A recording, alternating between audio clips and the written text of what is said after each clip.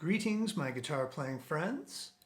We're going to be looking at the classic song, Dust in the Wind today. A song that probably inspired multiple generations of people to learn not only to play the acoustic guitar, but to Travis pick, right? So if you need to review Travis picking, go back to our more advanced concepts area and check that out because you're going to need it on this one, all right? So first of all, they play the song on a 12-string guitar. Don't get scared. We can play it on a regular 6-string guitar. Besides, a 12-string guitar is really just 6 doubled strings anyway, so it does feel quite different, but you play it virtually the same way. It's really kind of a bear to tune though, I have to say. That's a lot of strings. So anyway, this entire song is going to use, well, I should say part 1 of the song, which we're looking at today, the intro. We're going to do a 2-part video, one over the intro here, and then one over the verse and the chorus. And that's all we're going to learn on it ourselves. But looking at the intro here, the entire thing is done with Travis picking pattern number 2. Now, just a quick review. That is this one, where the outer 2 strings, P and M, are going. Then there's a little bit of a wait, and then like that. So be sure to review Travis picking pattern number 2 over in our Travis picking video. And then another reason I just love to work on this one when you're first starting Travis picking is because the entire intro is on the middle 4 strings of the guitar. If you remember, Travis picking is a 4-string pattern, but you can change which 4 strings you're using. But here, you don't even have to. So if you're a first-time Travis picker, you might for now just want to work on mastering this intro. And then when you get really confident with that, you can go over to the next video and check out the verse and the chorus and all that stuff, because the Travis picking changes just a little bit over there. All right, so let's check it out. I'm going to play it for you. 1, 2, ready, play.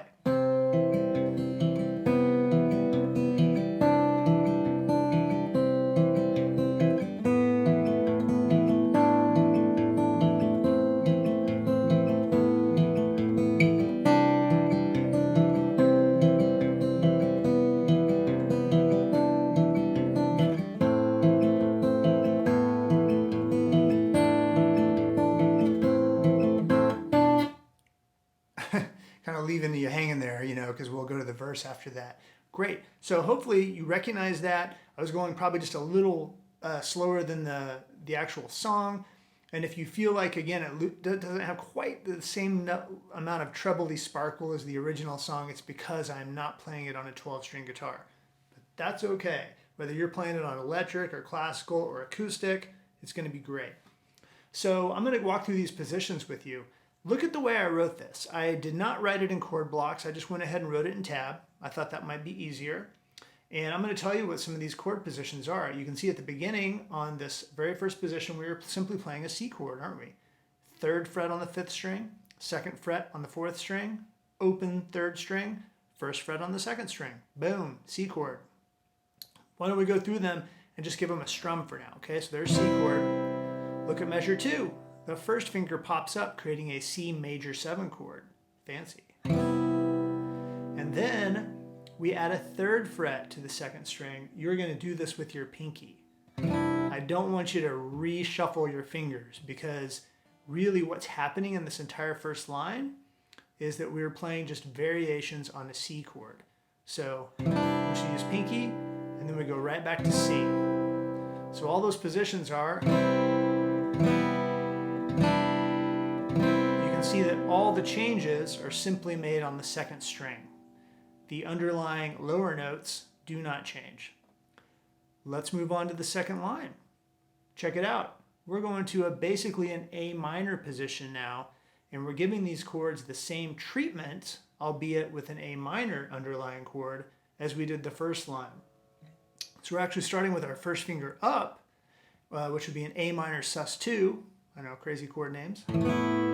And then an A minor sus4, regular old A minor, and then back here again. So hopefully you can see again all the variations are happening on the 2nd string. The toughest transition in the entire intro happens going into the 3rd line here, because you're coming at it from this position, an A minor sus2, and then we have to go to what's called a C add 9. Oof, this is tough. Your third finger has to pop up here and pinky has to come down. I remember learning this song. I think I was like 19 years old maybe, and I remember thinking, I can't do that. So it's going to take a little practice. That'll be your toughest change. So, but other than that, it is the same positions we already played on the first line, just in a little different order. And then here we are on our last line, A minor. First finger pops up, A minor sus2, A minor sus, and then the last measure is where it changes a bit. Notice I did not write out the Travis picking pattern, right, throughout this whole page. I just wrote the chord positions and wrote for you to do a pattern one time per measure, right? Next measure. But here I went ahead and wrote out exactly what happens because it's a little bit trickier. You start on an A minor chord on this last measure, and you act as though you're going to Travis pick it for about the first half of the measure. But then they do that, which sets us up for the verse, which we'll cover in our next video. Okay? So maybe a little bit slow at first. Try that last measure, starting with an A minor. Those first two beats are exactly what you would have done if you were Travis picking the whole measure. But then on beat 3, we go back to that, and then here, I would encourage you to use second finger and pinky, because where we're going after this on our next video is back to a C chord. All right, so it will end up being, and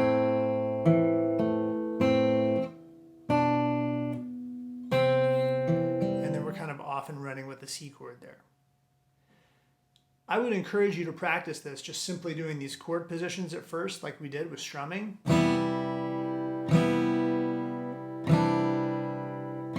Maybe one line at a time.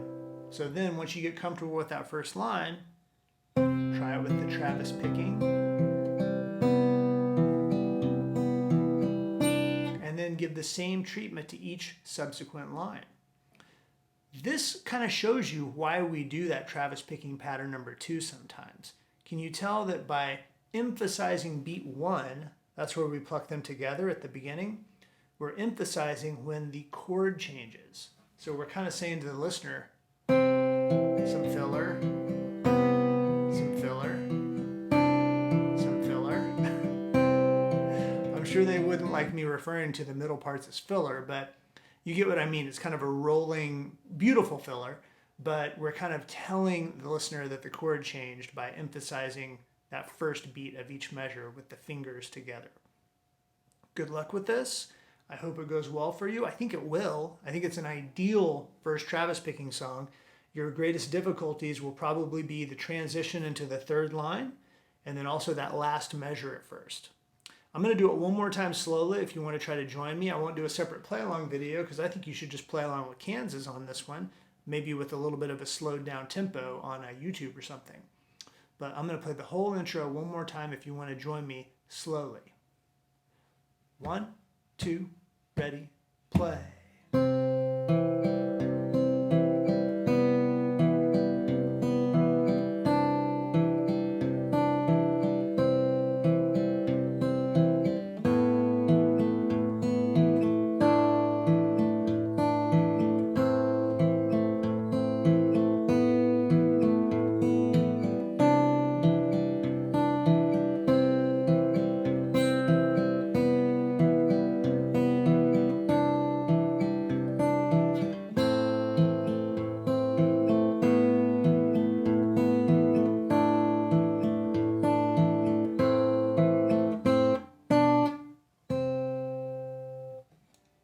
Good luck playing Dust in the Wind.